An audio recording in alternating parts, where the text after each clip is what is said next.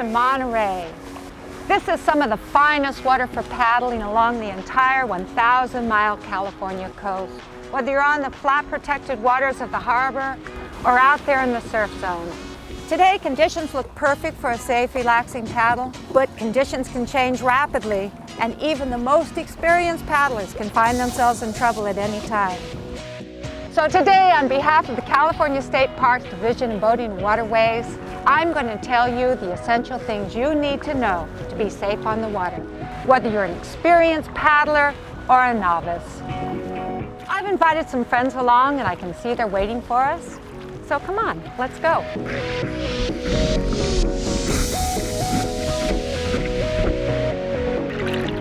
Today we'll be talking about the three main areas of paddling safety: personal safety, boat safety, and water safety.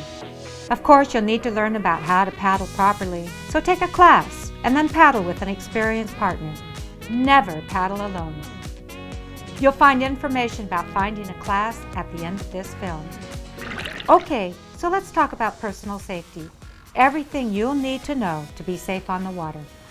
Hi, Brad. How you doing? Doing good. Nice to see you. Thanks for helping me out today. Oh yeah, no worries. Hey, Brandon, nice life jacket. Oh, thanks, Cynthia. I just got the new inflatable style. Yeah, aren't these inflatables great? So low profile. This, of course, is your most important safety item, your life jacket. When paddling, you should expect to end up in the water sometimes. It's part of the fun. Over 75% of drownings never would have happened had the victim been wearing a life jacket. Now, people think that life jackets have to be bulky and uncomfortable, but that's just not true anymore these days. They come in a wide variety of designs and colors, but the most important thing is that you select one that's appropriate for your size and weight. Check the label and make sure that you're meeting the right size and weight limits. When selecting a life jacket, make sure it is appropriate for your activity and the water conditions. Inflatable life jackets are comfortable, but for surf and whitewater kayaking, wearing an inherently buoyant life jacket may be the best choice. Adjust the strap so that it fits snugly, tight enough that it can't be pulled up over your head. You'll notice most life jackets have pockets or pouches where you can keep your sunglasses and your sunscreen. But the most important accessory for your life jacket is a whistle so that you can sound the alarm in the case of an emergency. When it comes to footwear, be sure to wear lightweight shoes like running shoes or water shoes with rubber soles and enclosed toes for protection.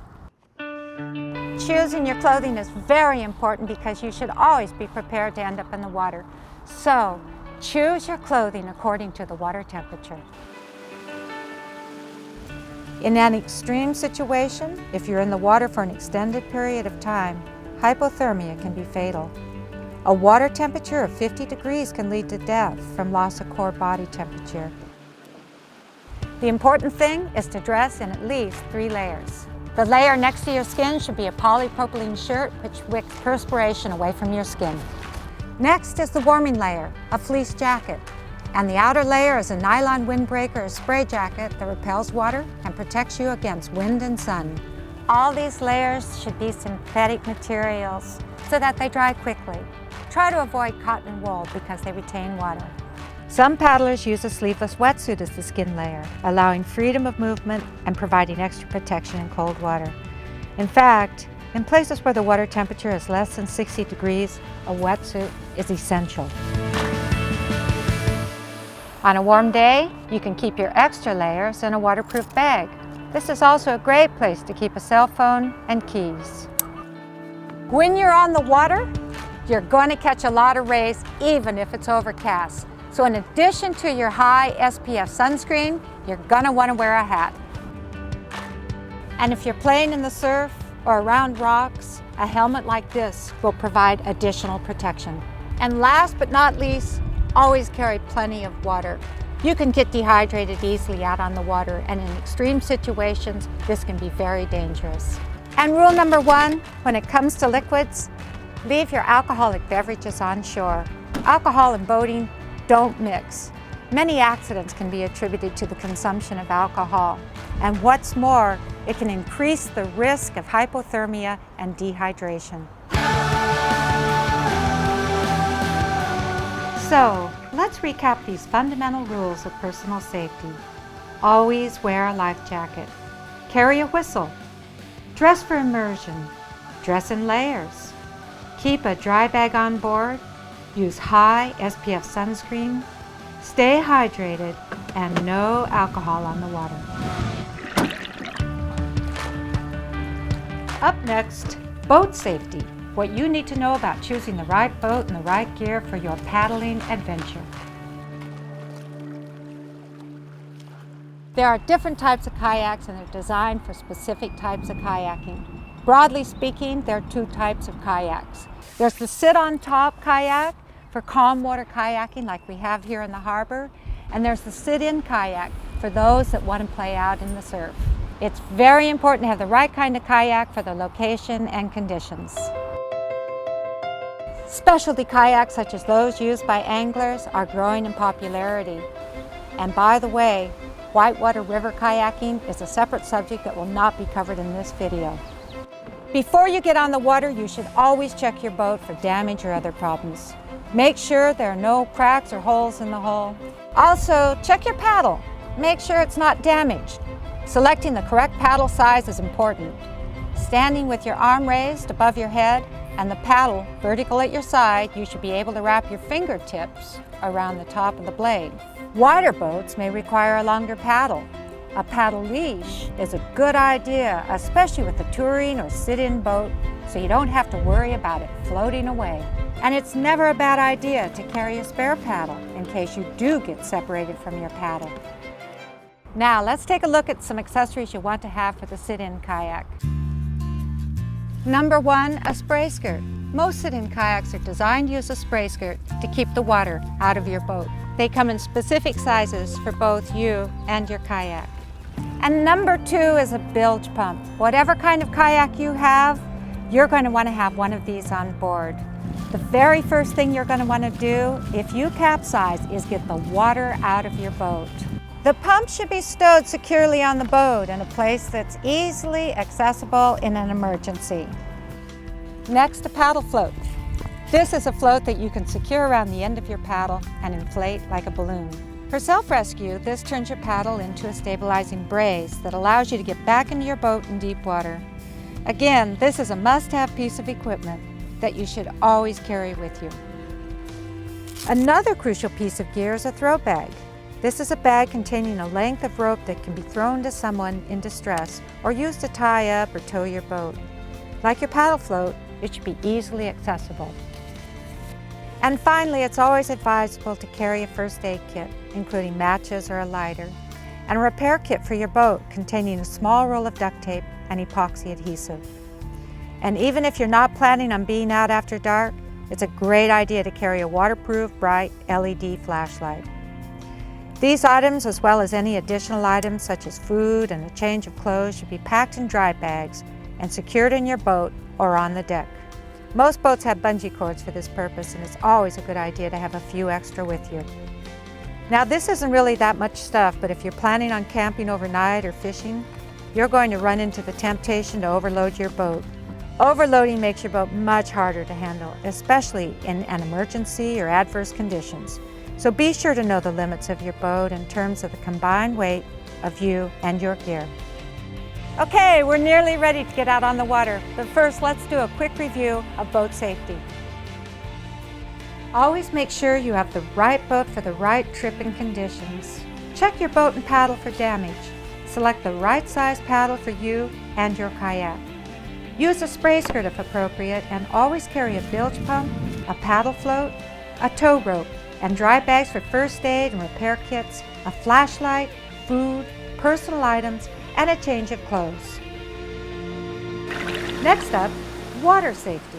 What you need to know about the rules of the road and the occasional surprises Mother Nature can send your way. Okay, now we're nearly ready to take off. We have all the necessary gear to make sure we'll be safe out there. But before we go, there's a few more items we want to take care of. First off, check your map, carry a GPS device if available, and file a float plan. This means to simply write down where you intend to put in and take out and when you expect to return. Give it to someone who will call for assistance if you don't return on time. Now, as I mentioned earlier, if you're a novice paddler, the most valuable preparation you can do to be safe is take a class. You'll find information on how to find a kayaking class at the end of this video. You'll learn essential things like how to get into and out of your boat safely and the right ways to use various strokes for maneuvering safely and efficiently. You'll even learn how to stay in a sit-in kayak and roll back up if you capsize. This takes a bit of practice, but it's a very useful skill to have. Now it's time to talk about the 3 W's: wind, waves, and weather. Conditions can change rapidly out on the water. What starts out as a calm, leisurely paddle can end up as an exhausting struggle back to the dock, fighting against wind and currents. This is especially true out in the surf zone. Be sure to always check the weather forecast before you set out and be prepared to call your trip off if there's any indication that conditions might turn rough. The golden rule is always paddle within your and your group's limits. Other hazards you need to look out for are underwater objects such as tree branches and rocks in shallow water, low head dams and bridge supports. Look out for and steer clear of channel markers and buoys, and of course, other boats.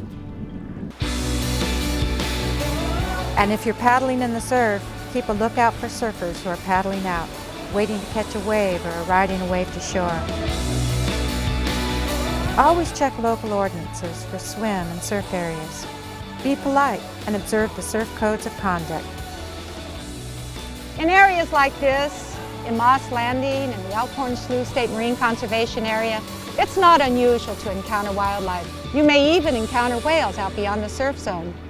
It's important that you maintain a safe distance for their safety and yours. Federal law mandates that you stay 100 yards from whales and 150 feet from smaller marine mammals. You should also never feed any kind of wildlife. And on the water, just like anywhere else, do not litter. Remember the golden rule wherever you go: leave no trace. Now, let's review the main things to remember about water safety. Before you head out, study the area and always carry a map or GPS device. File a float plan. Prepare for the 3 W's: wind, waves, and weather. Watch out for hazards. Observe the rules of the road, respect the wildlife, and take a kayaking skills class.